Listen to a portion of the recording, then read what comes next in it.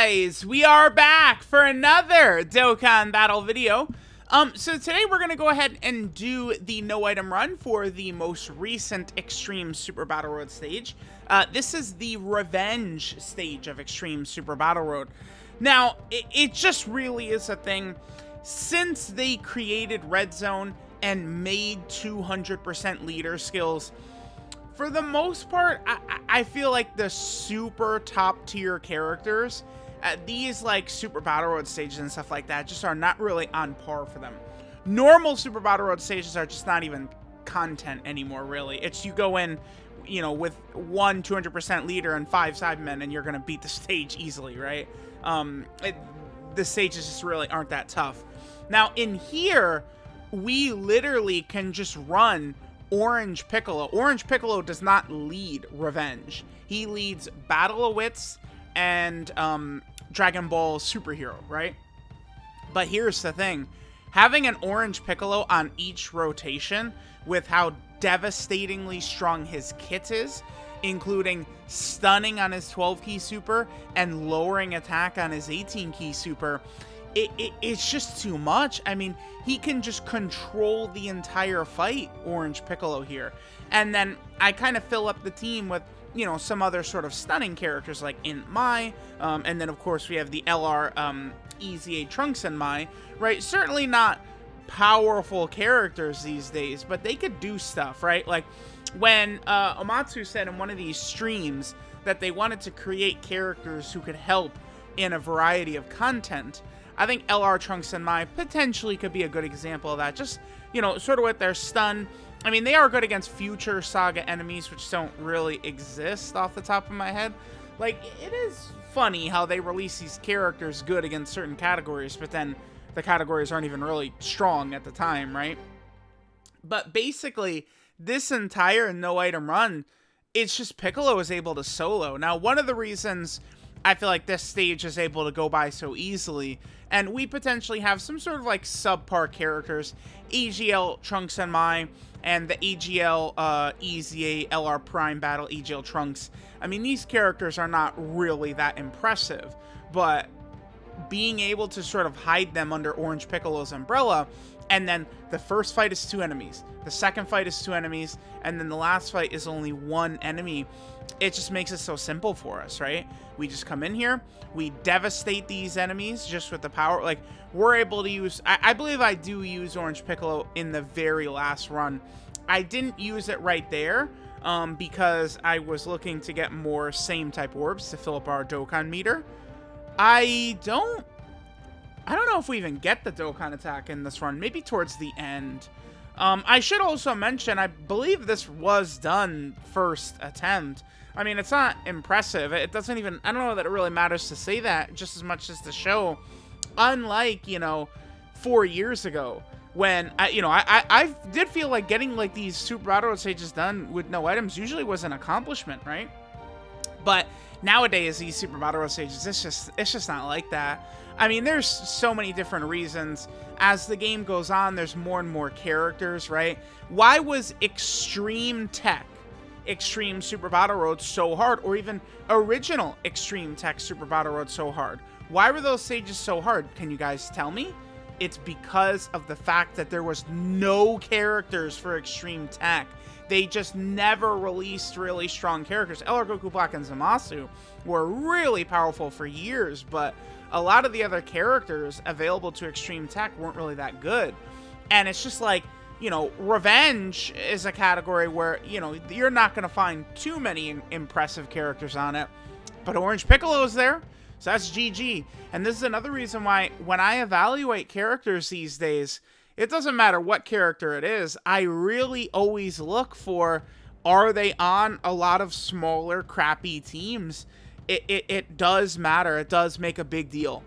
If a character is on, like, really small, crappy teams, you know, Revenge, Namekian, World Tournament, Connected Hope, you know, something like Battle of Wits, Fused Fighter, Resurrected Warrior, Full Power, like the Giant Form, you know, Grade 8 Power, these types of categories that just really aren't that great.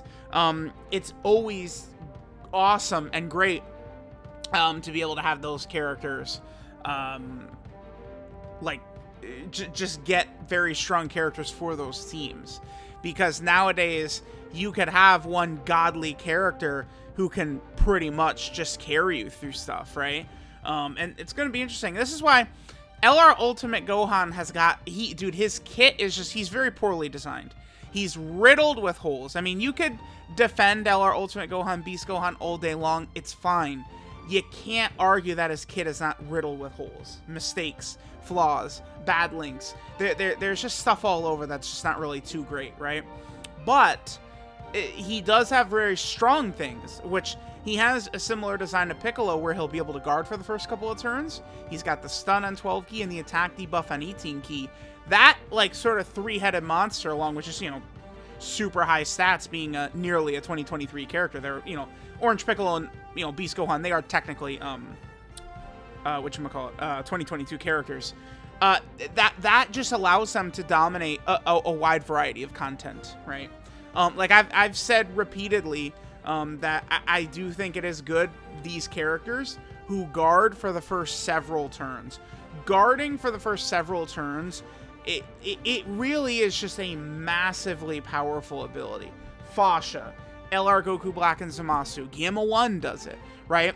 It just really, like, just getting that first couple of turns with the extra protection, you know, because it's no matter what event you're doing, you'll always have it up, right? I mean, Piccolo, you know, and Gohan both, there's like unit restrictions, right, to activate their intro. But I mean, they're not really a big deal. Piccolo's is what, Bond of... I think Piccolo's is Bond of Master and Disciple. I actually should probably double check that. And I believe Gohan's is something similar to that, right? But, you know, you kind of are pretty easily able to utilize those. Now, on this last fight right here against Chilled could be tough. Piccolo debuffed him, so he didn't have to worry about attacks right there. This Mai is fairly decent, too, because I believe she has a 70% chance to stun. LR Trunks and Mai have a 50% chance to stun. I believe Int Mai also has a 50% chance to stun. But the AGL Mai, she has a 70% chance to stun, which is just really, really quite good. That Int Mai, by the way, she could be a very strong EZA character. If you look at what that Int Mai's base kit sort of is, I mean, dude, look at this. Like, we're using her in this stage with her high chance to stun and her passive. Time Traveler category allies, 2 key, 40% attack and defense, right? That Int Mai with a sub EZA could be very, very powerful. I say sub EZA, but the character whose medals she awakens with has not EZA'd yet. The Tech Dragon Ball Super Trunks, you know, the Spirit Bomb Sword, and then, of course, AGL Zamasu. Those characters have not EZA'd. I think, hopefully upcoming, I think maybe even after Anniversary would be sick. I think another future celebration would be fantastic. My hope is we would get a Dokkan Fest Goku Black, who could be a very strong 200% leader character. I think, you know, you EZA AGL Zamasu, and then bam, the Goku Black team could be fairly effective. Maybe even EZA Int LR Goku Black as well. Could be very interesting, because I do think that, unfortunately, even though Goku Black does have a couple of 2022 characters, base AGL Goku Black is not strong enough, and STR Rose Goku Black's EZA is also not strong enough. STR Rose, though, I mean, I hate his design. Capital H, hate it. I hate it, I hate it, I hate it. I think it's really stupid that he has to finish an enemy off in order to get his full buffs. It's just like, what are they thinking? Like, it's just terrible. It's awful. It's abysmal. Not really going to be too effective for you, I think, in most content, right? And so there we go, bam. You know, easy peasy. Orange Piccolo just literally does everything. If this was an SBR where, like, you know, every fight was like 5 enemies, those usually are the toughest ones. It's just because you have to worry about a variety of characters supering you. And, you know, like in here, like, you know, Piccolo gets an attack debuff on Chilled, and then we neutralized a lot of what he could do, right? So it's just, I don't know. Orange Piccolo really showed out right here. I mean, he basically soloed in here. Like, it was pretty much just him. Orange Piccolo did everything for us, and the rest of these Trunks and Mais are just basically sitting here stunning and doing nothing. It's insane, right? This is a brand new Extreme Super Battle Road stage Orange Piccolo did this in, so let me know what you guys think about Extreme Super Battle Road content, upcoming EZAs, blah, blah, blah, blah, blah. Thank you guys for watching, and I'll catch y'all next time.